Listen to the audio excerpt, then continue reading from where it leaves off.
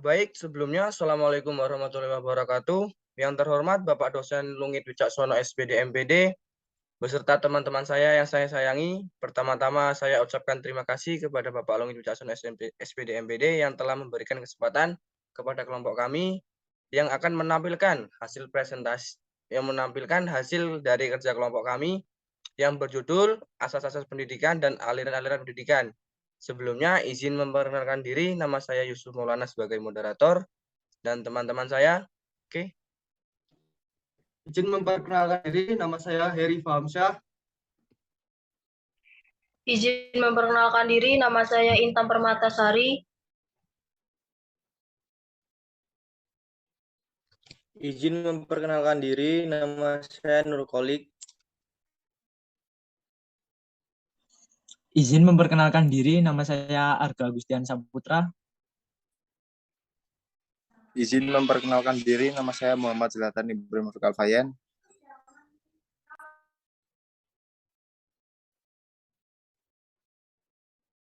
Oke, baik. Di sini saya akan menampilkan beberapa materi yang akan disampaikan, yaitu tentang tadi itu ya. Nah, ini nama-nama kelompoknya. Nah, di sini kita akan membahas pokok yaitu asas-asas pendidikan, aliran-aliran klasik pendidikan, aliran-aliran baru pendidikan, dan dua aliran pokok tentang pendidikan jasmani.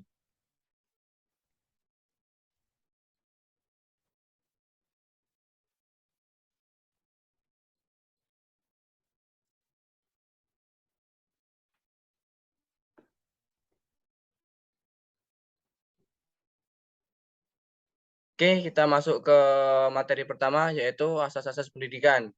Asas pendidikan merupakan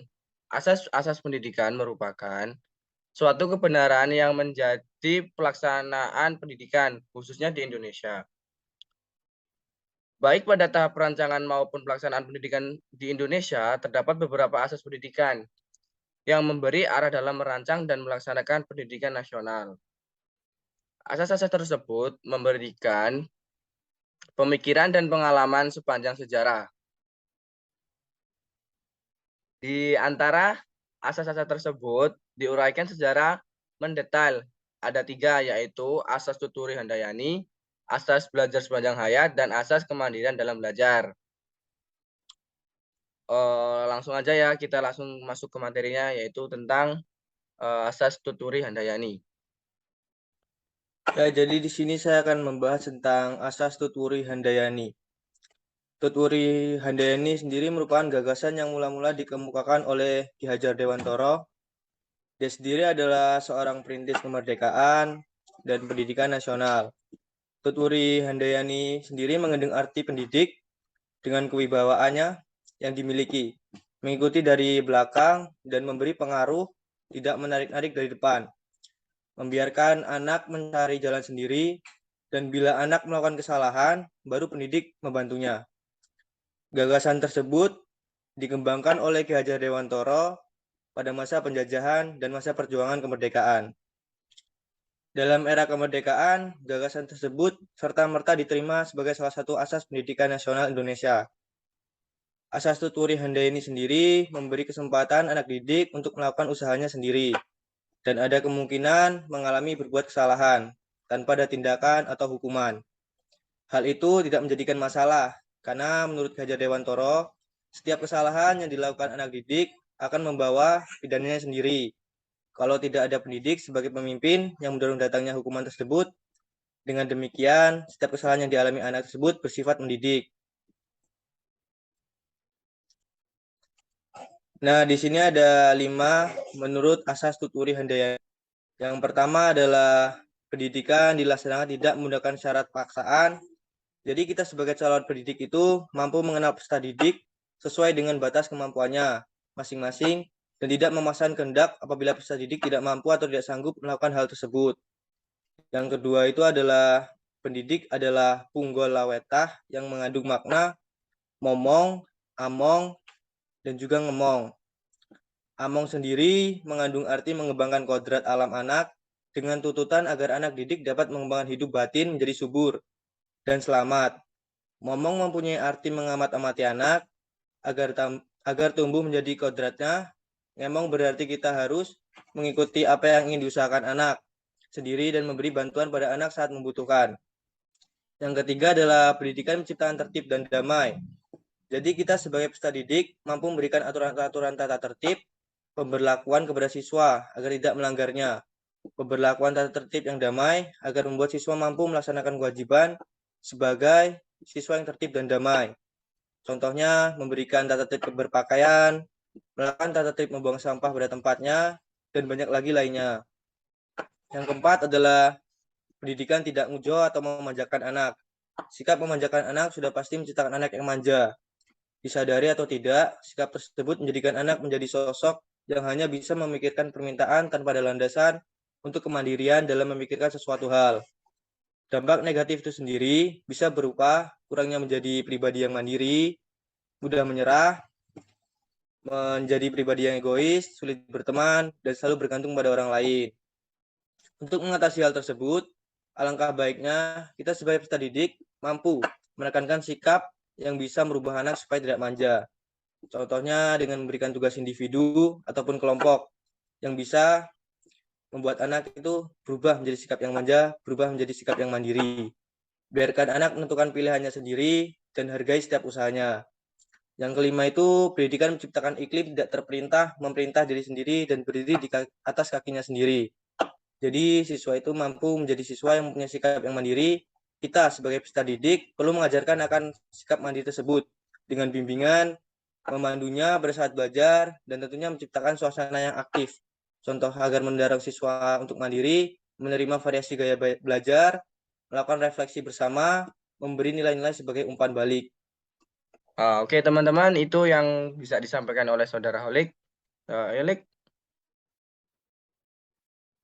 Ya, terima kasih. Mungkin hanya itu saja. Saya kembalikan lagi ke moderator. Oke, terima kasih atas materinya.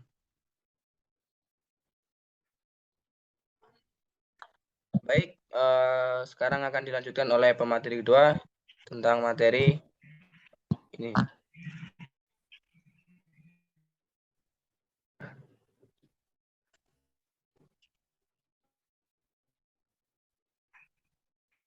Yaitu tentang asas belajar sepanjang hayat.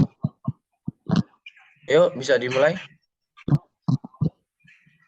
Baik, terima kasih kepada moderator. Di sini saya akan menjelaskan tentang asas belajar sepanjang hayat. Pendidik Indonesia itu bertujuan untuk meningkatkan kecerdasan, harkat, dan martabat bangsa, serta mewujudkan manusia Indonesia yang beriman dan bertakwa kepada Tuhan Yang Maha Esa, agar berkualitas, mandiri, hingga mampu membangun diri sendiri dan masyarakat di sekelilingnya, dan memenuhi kebutuhan pembangunan dan jawab atas pembangunan bangsa. Menurut belajar sepanjang hayat, terdapat 5 bagian, yaitu yang pertama, 1. Jasmani dan rohani. Jasmani adalah badan atau tubuh manusia, sedangkan rohani merupakan hakikat tubuh yang abadi, kekal, yang disebut dengan Atman. Jasmani itu meliputi badan, indera, dan organ tubuh yang lain, sedangkan rohani meliputi potensi pikiran, perasaan, daya cipta, karya, dan budi nurani. Yang kedua, materi dan spiritual. Material adalah bahan baku yang diolah perusahaan industri, dapat diolah dari pembelian lokal, impor, atau pengelolaan yang dilakukan diri sendiri. Sedangkan spiritual merupakan segala kondisi pada pikiran manusia yang berkaitan dengan peran jiwa sebagai esensi bagi kehidupan. Material berkaitan dengan kebutuhan sandang, pangan, dan papan yang memadai. Sedangkan spiritual berkaitan dengan kebutuhan kesejahteraan dan kebahagiaan yang di dalamnya dalam kehidupan. Yang ketiga, individual dan sosial. Individual merupakan unit terkecil pembentukan masyarakat, sedangkan sosial adalah segala sesuatu yang lahir, tumbuh, dan berkembang dalam kehidupan bersama. Jadi, manusia mempunyai kebutuhan untuk memenuhi keinginan pribadi dan memenuhi tuntunan masyarakat. Yang keempat, dunia dan akhirat. Dunia adalah nama umum yang digunakan untuk menyebutkan keseluruhan peradaban manusia, pengalaman manusia, sejarah manusia, di seluruh bumi atau mengenai segala sesuatu yang terdapat di dalamnya. Sedangkan akhirat adalah kehidupan alam baka kekal setelah kematian atau sesudah dunia berakhir. Yang kelima, spesialisasi dan generalisasi. Spesialisasi adalah pengalihan dalam suatu cabang ilmu, pekerjaan, kesenian, dan sebagainya. Sedangkan generalisasi adalah proses penalaran yang membentuk kesimpulan secara umum melalui suatu kejadian hal dan sebagainya. Sekian materi dari saya kembalikan ke moderator. Baik, untuk Saudara Intan telah menjelaskan tentang materi belajar menurut sepanjang hayat. Terima kasih. Oke, akan dilanjut materi selanjutnya tentang aliran klasik pendidikan dan aliran pendidikan klasik di pendidikan. Yuk, Heri. Ya, terima kasih moderator. Saya akan membahas aliran-aliran klasik pendidikan. Aliran pendidikan adalah pemikiran-pemikiran yang membawa pembaruan dalam dunia pendidikan. Pemikiran tersebut berlangsung seperti suatu diskusi yang berkepanjangan. Aliran-aliran klasik dalam pendidikan yang akan saya bahas di sini adalah empirisme, nativisme, dan konvergensi. Aliran empirisme. Aliran ini berpendapat bahwa segala pengetahuan, keterampilan, dan sikap manusia dalam perkembangannya ditentukan oleh pengalaman. Jadi segala kecakapan serta pengetahuan tergantung atau terbentuk oleh pengalaman. Oleh karena itu, pendidikan harus dijadikan pengalaman untuk anak sehingga anak dapat mendapat pengetahuan, keterampilan, dan sikap yang lebih baik untuk perkembangannya nanti. Selanjutnya ada nativisme. Nativisme mengajarkan bahwa anak lahir sudah memiliki pembawaan baik faktor lingkungan atau alamiah yang mempengaruhi perkembangan anak, sehingga seorang anak berkembang berdasarkan apa yang dia bawa dari lahir. Pembawaan ini ada yang baik dan ada yang buruk. Contohnya, bayi yang lahir dari orang yang pintar, maka bayi itu akan memiliki sifat yang pintar juga. Selanjutnya ada naturalisme. Aliran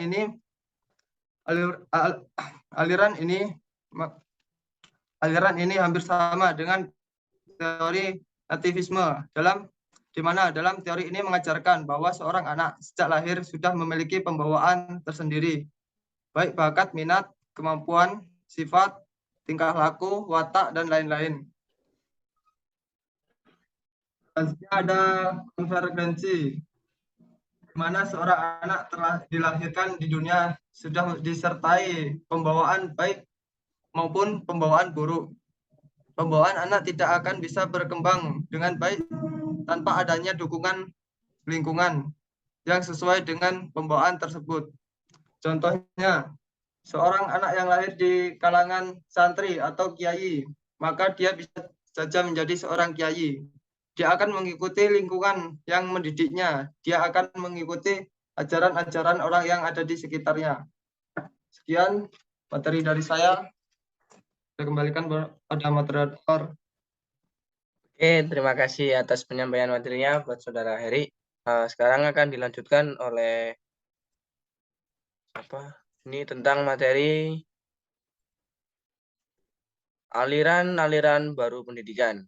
Yuk, yang berkesangkutan mohon dijelaskan. Oke, baik. Terima kasih kepada moderator. Di sini saya akan menyampaikan materi tentang aliran baru pendidikan. Aliran baru dalam pendidikan tidak lagi mempersoalkan perlu atau tidaknya pendidikan bagi individu. Yang perlu dikembangkan adalah bagaimana kita menyelenggarakan pendidikan yang benar-benar bermanfaat secara maksimal bagi individu berkembang itu dan bagi lingkungan masyarakat. Saya akan melanjutkan, yaitu ada macam-macam aliran baru pendidikan. Yang pertama ada pengajaran alam sekitar. Konsep pengajaran alam sekitar ini diilhami oleh kata-kata yang dipetik dari Immanuel Kant yaitu pengertian tanpa pengamat adalah kosong dan pengamat tanpa pengertian adalah buta. Hal ini berarti bahwa antara pengamat dengan pengertian harus terjalin hubungan yang kuat. Aliran pendidikan yang mendekatkan anak dengan sekitarnya. Prinsip yang dianut dalam gerakan pengajaran alam sekitar yaitu guna dapat memeragakannya secara langsung. Yaitu lanjut yang kedua. Yang kedua adalah melakukan kegiatan dengan sepenuh hati. Maksudnya yaitu kita melakukan kegiatan ini dengan rasa ikhlas dan penuh kasih sayang. Terus yang ketiga ada pengajaran pusat perhatian. Pengajaran ini bertujuan untuk mempersiapkan peserta didik untuk dapat hidup bermasyarakat. Prinsipnya mendorong upaya agar kegiatan pembelajaran diadakan dengan berbagai variasi cara mengajar supaya peserta didik tidak terpusat pada bahan ajaran. Contohnya yaitu guru memberikan media bahan ajar yang menarik seperti kuis dan lain-lain. Nah, selanjutnya ada sekolah kerja. Gerakan ini sebagai titik dari landasan yang mementingkan pendidikan dan keterampilan. Sekolah kerja bertolak belakang dari pandangan bahwa pendidikan tidak hanya tetapi juga kepentingan masyarakat. Tujuan sekolah kerja ini untuk menambah pengetahuan, pengalaman, dan kemampuan serta mempersiapkan skill dalam bekerja untuk nantinya. Dan yang terakhir ada pengajaran proyek. Maksud pengajaran proyek ini adalah sebuah model atau pendekatan pembelajaran yang inovatif yang menekankan belajar kontekstual melalui kegiatan yang kompleks. Pengajaran proyek ini bertujuan untuk menghidupkan rasa bertanggung. Sekian presentasi dari saya. Terima kasih. Saya kembalikan kepada moderator. Oke, terima kasih atas penyampaian materinya. Selanjutnya akan dimulai untuk materi yang terakhir, yaitu 2 aliran pokok pendidikan di Indonesia. Untuk yang bersangkutan, silakan dipresentasikan. Oke, terima kasih moderator atas waktunya. 2 aliran pokok pendidikan di Indonesia. Yang dimaksud 2 aliran pokok pendidikan di Indonesia yaitu Perguruan Kebangsaan Taman Siswa dan Ruang Pendidikan INS Kayu Tanam. A. Perguruan Kebangsaan Taman Siswa. Perguruan Kebangsaan Taman Siswa didirikan oleh Ki Hajar Dewantara yang lahir pada 2 Mei 1889 dengan nama Suwardi Suryaningrat.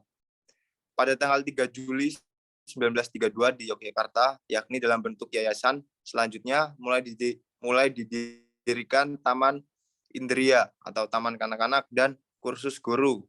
Selanjutnya Taman Muda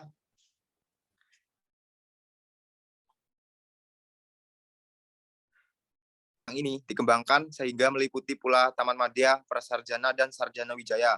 Dengan demikian, Taman Siswa telah meliputi semua jenjang persekolahan dan pendidikan prasekolah, pendidikan dasar, pendidikan menengah, dan pendidikan tinggi. 1. Asas dan tujuan Taman Siswa. Asas Taman Siswa adalah sebagai berikut.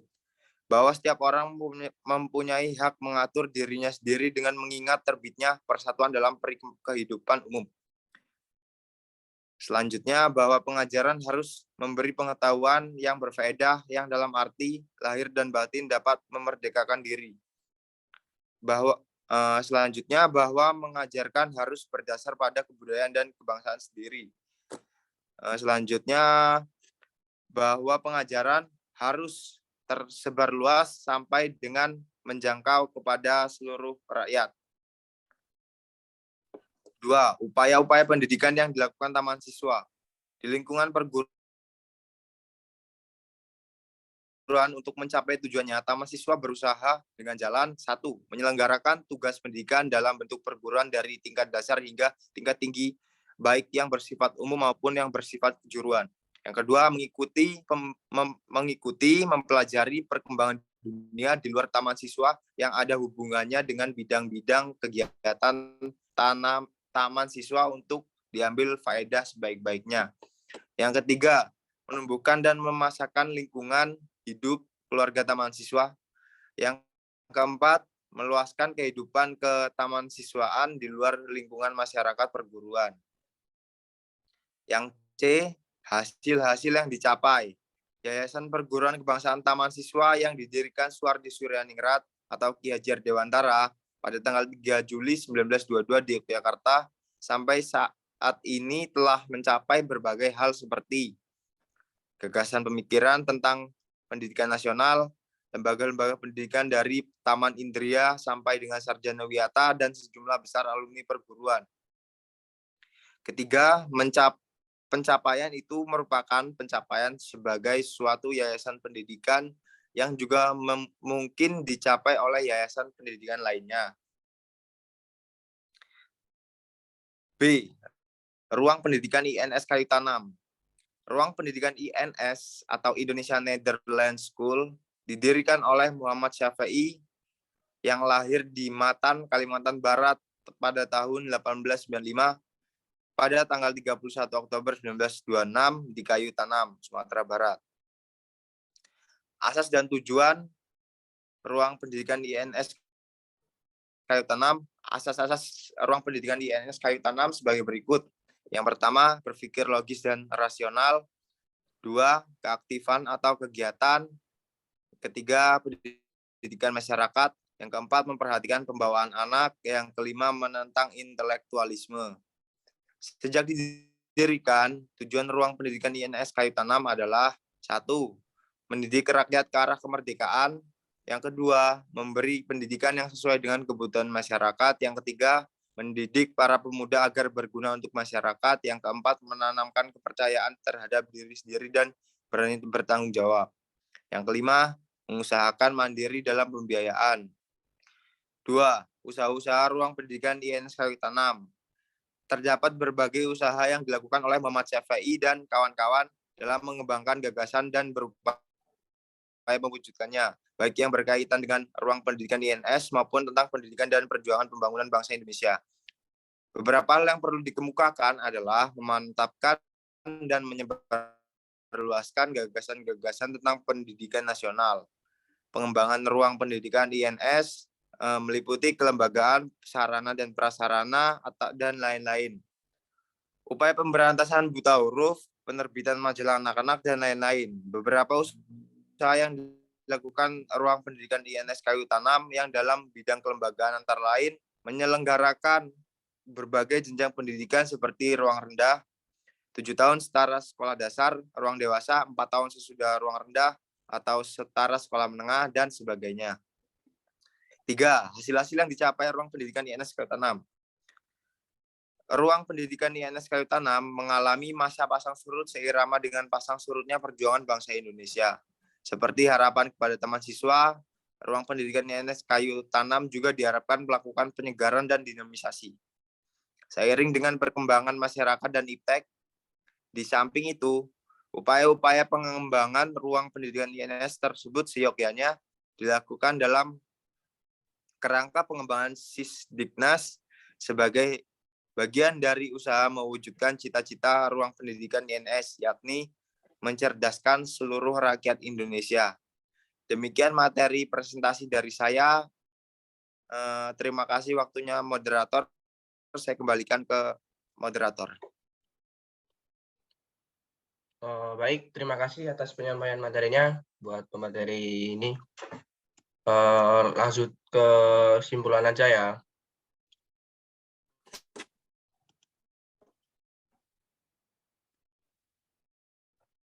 Oke, langsung saja kita masuk ke yang terakhir, yaitu kesimpulan. Kesimpulan sendiri di sini meliputi dengan pengertian yang sudah dibacakan oleh teman-teman saya tadi mengenai asas-asas pendidikan dan aliran-aliran pendidikan. Nah, itu ada 4 bagan, yaitu 1 asas, 2 aliran-aliran kelas pendidikan, dan aliran baru pendidikan, dan 2 aliran pokok pendidikan jasmani. Asas pendidikan sendiri mempunyai arti asas pendidikan merupakan suatu kebenaran yang menjadi dasar atau tumpuan berpikir, baik dalam fase perencanaan maupun pelaksanaannya. Jadi itu setiap mau ada apa-apa, harus ada asas pendidikannya, dan untuk tujuannya untuk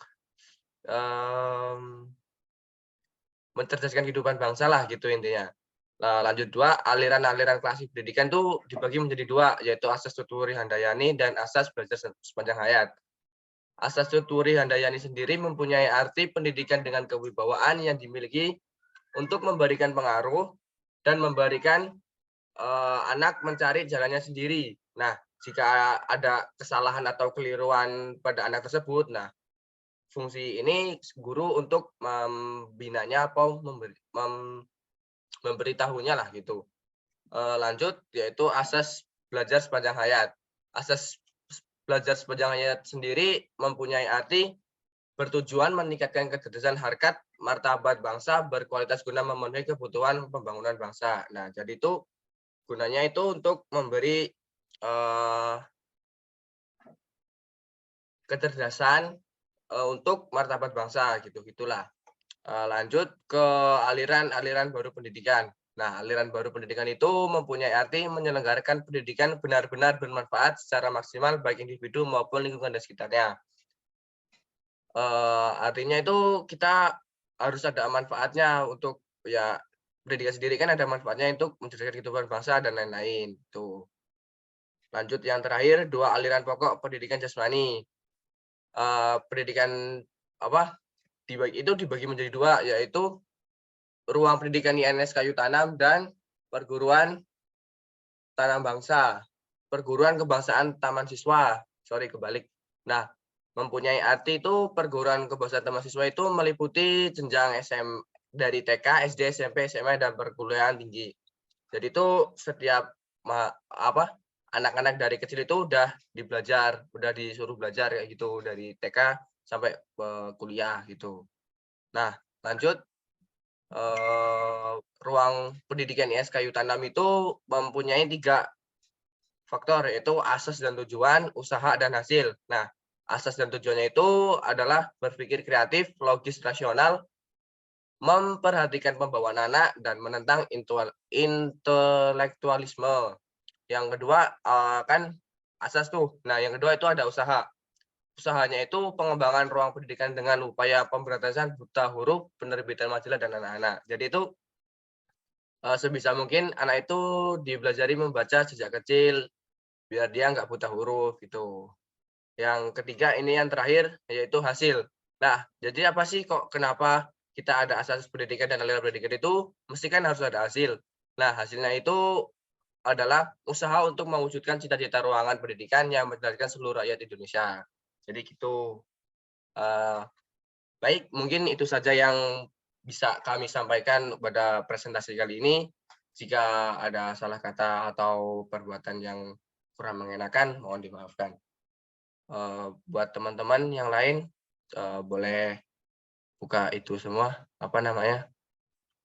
mukanya. Nanti ini kita udah mau selesai. Yuk.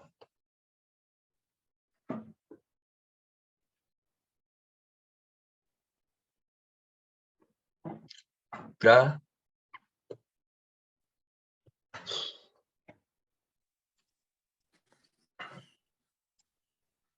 Taruh mana ini? Gede banget nih.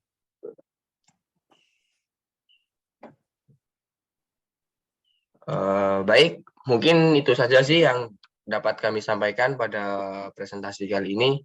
Dari saya cukup, mungkin dari teman-teman ada yang mau ditambahin untuk materi ini? Cukup. Cukup. Cukup. Oke, kalau sudah cukup, ya mungkin itu saja. Baik, saya akhiri, saya sebagai moderator. Mohon maaf jika ada kesalahan, dan teman-teman saya akhiri. Wassalamualaikum warahmatullahi wabarakatuh.